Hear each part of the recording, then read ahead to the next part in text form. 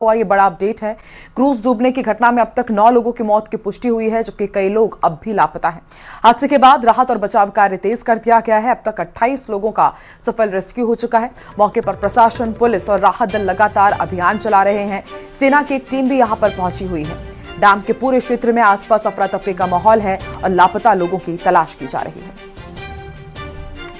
देखिए, कल शाम को जबलपुर में ये बेहद दर्दनाक हादसा सामने आया। यहां पर विश्व प्रसिद्ध बरगी डैम के पास बताया जा रहा है कि पर्यटकों को लेकर के एक बड़ा क्रूज जो वहां पर जो सुंदर सुंदर वादियां हैं उसका नजारा दिखाने के लिए वहां पर पहुंचा था, लेकिन इसी दौरान लहरों में वो फंस गया और देखते ही देखते पूरा ये बड़ा क्रूज पानी में डूब गया। आपको बता दें, नर्मदा नदी के जलस्तर इन दिनों अपने पूरे शबाब पर है और जो देखिए आप पीछे तस्वीरें भी साफ आप देख सकते हैं किस तरीके से देखते ही देखते यहां पर लोगों की जान चली गई। 3 तस्वीर। क्रूज को निकालने की जंग लगातार जारी है। जबलपुर में ये सबसे बड़ा रेस्क्यू अभी इस वक्त चलाया जा रहा है। पानी के अंदर सेना का साहस भी आप देखिए। आज सुबह से ही सेना ने यहां पर मोर्चा संभाला हुआ है। आपको बता दें कि ये बड़ा क्रूज था और क्रूज को निकालने की अभी यहां पर कोशिश जारी है। 9 लोगों की मौत की पुष्टि हुई है, कुछ लोग अब भी लापता है। 20 से ज्यादा लोगों को बचा लिया गया।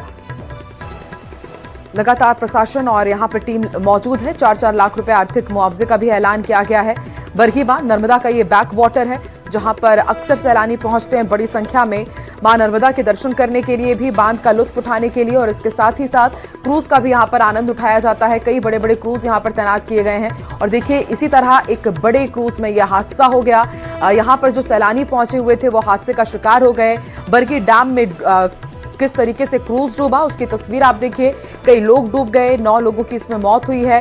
कुछ लोगों ने लेकिन तैरकर अपनी जान बचाई, उनकी भी तस्वीर हम आपको दिखा रहे हैं। रेस्क्यू ऑपरेशन अब भी जारी है क्योंकि कई लोगों के लापता होने की जानकारी अब भी मिल रही है। रेस्क्यू टीम मौके पर मौजूद है, लापता लोगों की तलाश की जा रही है। तो राहत और बचाव अभियान लगातार जारी है और एक एक करके कोशिश की जा रही है कि शायद किसी की जान बची हो, लेकिन हम सभी जानते हैं कि बरगी बांध का जलस्तर कितना ज्यादा है और इसके साथ ही कल पूरे जबलपुर में तेज आंधी तूफान की भी तस्वीरें हमने देखी और इस कारण जलस्तर और बढ़ा हुआ था।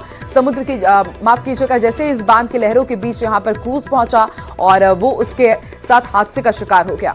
ये तस्वीरें आपको इसी तरह नजर आ रही है कि मानो किसी समुद्र के बीचों बीच ये क्रूज फंसा हो, लेकिन बरगी बांध की यदि बात की जाए तो वहां पर दृश्य ऐसा ही रहता है। जहां तक नजर जाती है सिर्फ पानी ही पानी नजर आता है।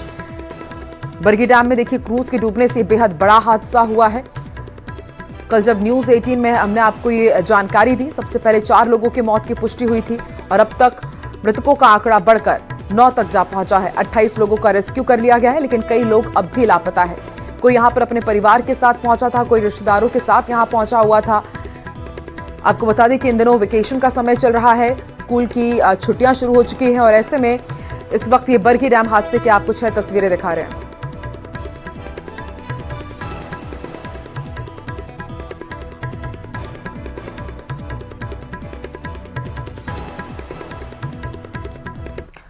तो अभी प्रशासन की यही कोशिश है कि देखिए जल्द से जल्द रेस्क्यू ऑपरेशन पूरा हो सके। हम आपको इस हादसे से जुड़ी हुई पूरी 9 तस्वीरें दिखा रहे हैं। सबसे पहली तस्वीर आप देख रहे हैं, देखिए किस तरीके से बरगी में एक बहुत बड़ा क्रूज डूब गया, कई लोग इसमें डूब गए। बताया जा रहा है कि अभी तक 9 लोगों की मौत की पुष्टि हुई है। 28 से ज्यादा लोगों का सफल रेस्क्यू कर लिया गया। तैरकर जिन लोगों ने जान बचाई है वो पूरी आप बीती कैमरे के सामने बता रहे थे कि कैसे अचानक उन्हें संभलने का मौका नहीं मिल पाया और पूरा का पूरा क्रूज नर्मदा नदी में समा गया। उसके बाद देखिए क्रूज को निकालने की जंग अब भी जारी है। क्या आप अंदाजा लगा सकते हैं, इतना बड़ा क्रूज, इतने सारे लोगों को इसमें बैठाया गया था, लोगों को संभलने का मौका नहीं मिल पाया और देखते ही देखते क्रूज पानी में समा गया। जबलपुर का यह सबसे बड़ा रेस्क्यू है क्योंकि जहां तक याद है इतना बड़ा हादसा नर्मदा नदी में कभी पहले देखने को नहीं मिला। ऐसे में सबसे बड़ा सवाल यही उठ खड़ा हुआ है कि आखिर इन मौतों का जिम्मेदार कौन है, लापरवाही आखिर किस स्तर पर हुई है। लापता लोगों की तलाश अब भी की जा रही है। पानी के अंदर सेना का रेस्क्यू लगातार जारी है और कोशिश यही कि जो लोग अब भी लापता हैं शायद उन्हें ढूंढा जा सके।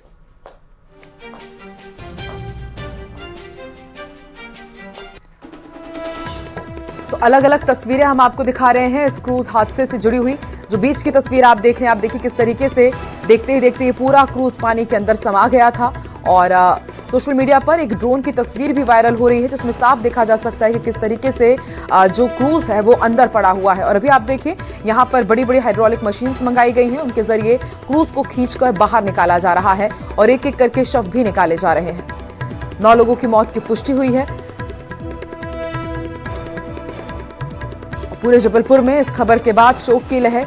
तमाम जितने भी स्थानीय जनप्रतिनिधि हैं, पीडब्ल्यूडी मंत्री राकेश सिंह यहां पर पहुंचे, पर्यटन मंत्री धर्मेंद्र लोधी भी यहां पर पहुंचे। सभी यहां पर पहुंच करके मोर्चा संभाले हुए हैं। खास तौर पर अब सेना को जिम्मेदारी सौंपी गई है कि रेस्क्यू ऑपरेशन में तेजी ला सके। कल भी गोताखोरों की टीम, स्थानीय रेस्क्यू प्रशासन की टीम, एनडीआरएफ की टीम यहां पर पहुंची हुई थी। कोशिश की जा रही थी कि जल्द से जल्द जितने भी लोग डूबे हुए हैं उन्हें बचाया जा सके, लेकिन मृतकों की संख्या 9 तक जा पहुंची और कई लोग अब भी लापता हैं। सुंदरवादियों का और नर्मदा नदी का यहां पर लुत्फ लेने के लिए जो लोग पहुंचे थे, उन्होंने सोचा नहीं होगा कि इस तरह से हादसे का वो शिकार हो जाएंगे। ये तस्वीरें विचलित करने वाली हैं कि जबलपुर का अब तक का सबसे बड़ा हादसा, 9 लोगों की जान इसमें चली गई है। और आपको बता दें कि बरगी बांध में ये बैक वाटर में यहां पर क्रूज चलाया जाता है, कई बड़े बड़े क्रूज। इसके साथ ही यहां पर बाकायदा बोटिंग भी होती है। जबलपुर बरगी डैम किनारे से ये 300 मीटर दूर है। जैसा कि हम बता रहे हैं आपको, ये बैक वाटर है बरगी डैम का। यहाँ पर पे क्रूज होता है, बोटिंग चलाया जाता है, राफ्टिंग होती है। और ये जो लहरें हैं आप देखिए बरगी बांध के नर्मदा पानी की, ये साफ बयां कर रही हैं कि किस तरीके से कितनी तेज यहाँ पे ये लहरें रही होंगी।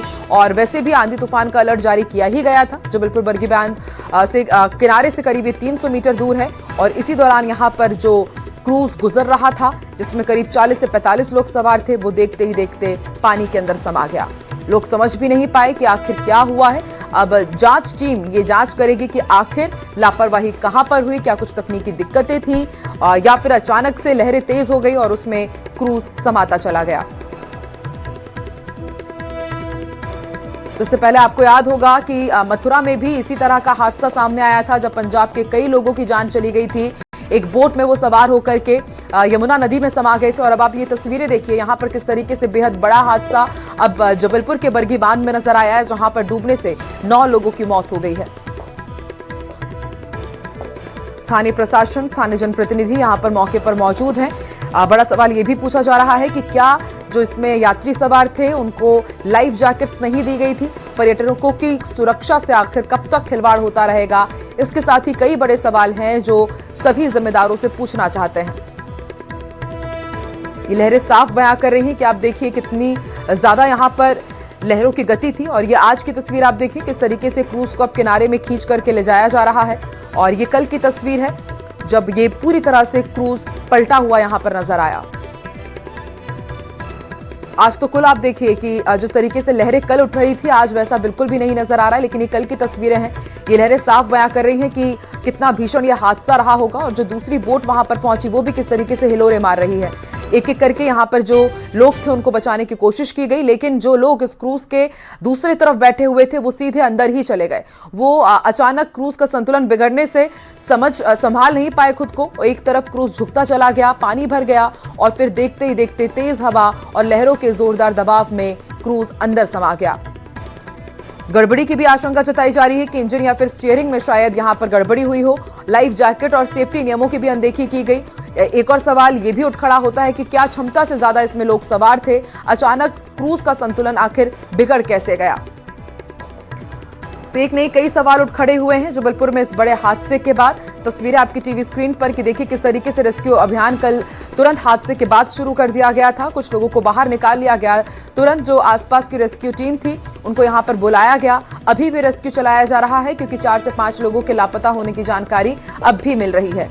हालांकि जो ताजा जानकारी है वो ये भी है कि कुछ लोग बिना टिकट के भी इसमें बैठे हुए थे, उनके बारे में कुछ जानकारी नहीं मिल पाई है। बरगी डैम के गहरे पानी में रवाना हुआ क्रूज पर्यटकों को लेकर और उसके बाद अचानक देखते ही देखते ये क्रूज पानी में समाता चला गया। इसमें बड़ा सवाल किसकी जिम्मेदारी, किसकी लापरवाही और आखिर इस तरह के हादसे कब तक होते रहेंगे और इसका खामियाजा वो पर्यटक भुगतते हैं जो यहाँ पर पहुंचते हैं वादियों का लुत्फ उठाने के लिए, मनोरम दृश्य को देखने के लिए, लेकिन वो इस तरह से हादसे का शिकार हो जाते हैं।